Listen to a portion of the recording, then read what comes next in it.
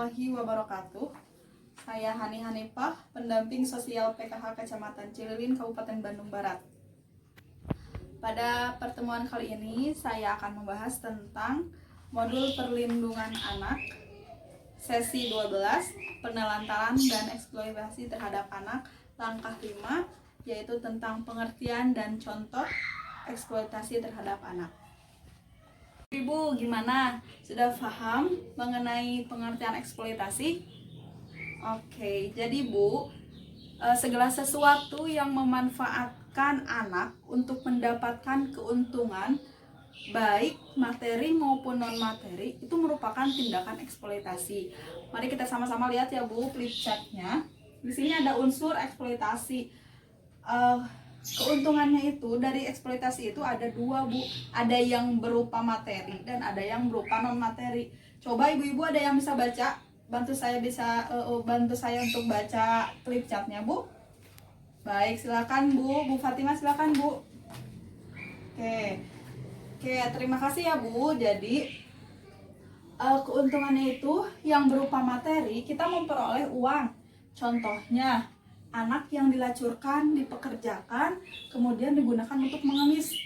Sedangkan bukan non-materi, yaitu memanfaatkan anak mendapatkan status sosial, kedudukan yang lebih tinggi. Contoh, anak perempuan dinikahkan dengan laki-laki yang lebih kaya atau berkedudukan terhormat. Itu keuntungan dari unsur eksploitasi Bu.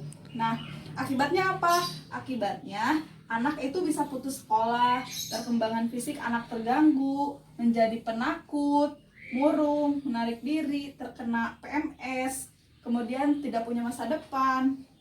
Anaknya berpotensi mengulang kembali eksploitasi yang dialami oleh anak itu ya Bu. Kemudian anak kehilangan percaya diri, anak dapat terluka, anak tidak punya waktu bermain, stres, dan terpisah dari keluarga. Nah Bu, ibu-ibu udah paham kan tentang eksploitasi? Kira-kira Bu, apa contoh eksploitasi yang ada di kehidupan ibu sendiri Bu? Oke, pertama Bu, dari pemanfaatan tubuh anak Bu, contoh eksploitasinya seperti apa? Iya benar Bu, benar, kalau pemanfaatan dari segi tenaga anak Bu. Iya, anak disuruh mengemis ya Bu. Iya benar. Terus apa lagi Bu? Terus kalau misalkan contoh eksploitasi dari pemanfaatan keluguan anak Bu. Iya benar Bu. Benar Bu. Jadi anak disuruh nikah dengan orang kaya, orang yang lebih tinggi derajatnya, itu merupakan salah satu contoh eksploitasi.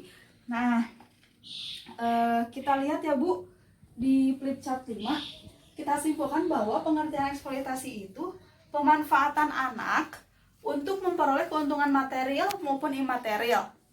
Eksploitasi adalah tindakan atau tanpa persetujuan korban yang meliputi tetapi tidak terbatas pada pelacuran, kerja atau pelayanan paksa, perbudakan atau praktik serupa perbudakan, penindasan, pemerasan, pemanfaatan fisik, seksual, organ reproduksi, atau secara melawan hukum, memindahkan atau mentransparansi organ dan atau jaringan tubuh, atau memanfaatkan tenaga dan kemampuan seorang pihak lain untuk mendapatkan keuntungan baik material maupun non material. Nah, ini ada contoh-contohnya Bu, kayak tadi yang ibu-ibu sebutkan, pemanfaatan tubuh itu contohnya anak dilacurkan, anak di pornografi, terjadi pornografi terhadap anak, terus anak mengalami kecacatan. Pemanfaatan tenaga Bu, anak disuruh memecahkan batu, anak disuruh memulung sampah, mengupas kerang. Terus dari segi pemanfaatan kepuasan keluguan anak usia sebelum 18 tahun itu sudah dinikahkan. Kemudian anak juga dijual untuk bayar hutang ya Bu. Nah, selain itu juga Bu, ada sebuah kasus di Tanjung Pinang, Kepulauan Riau, di mana ada seorang kepala rumah tangga, namun si ibu dan ayahnya itu bercerai. Nah, hak asuh anaknya itu dikasihkan kepada ibunya, namun ibunya tidak memberikan kasih sayang atau merawat anaknya itu dengan baik. Malah anaknya itu dijadikan penyanyi kafe yang mana selain menyanyi kafe, anak itu harus melayani pria-pria hidung belang. Nah, kasus itu dilaporkanlah kepada polsek di sana. Itu merupakan contoh eksploitasi ya Bu, yang real terjadi di kehidupan kita. Nah, jadi Bu, apapun bentuk eksploitasi untuk tujuan keuntungan sosial dan ekonomi atau keuntungan lain itu tidak dibenarkan ya Bu. Untuk pertemuan hari ini cukup sampai di sini. Mudah-mudahan kita bisa membawa manfaatnya, mendapat manfaatnya. Wassalamualaikum warahmatullahi wabarakatuh.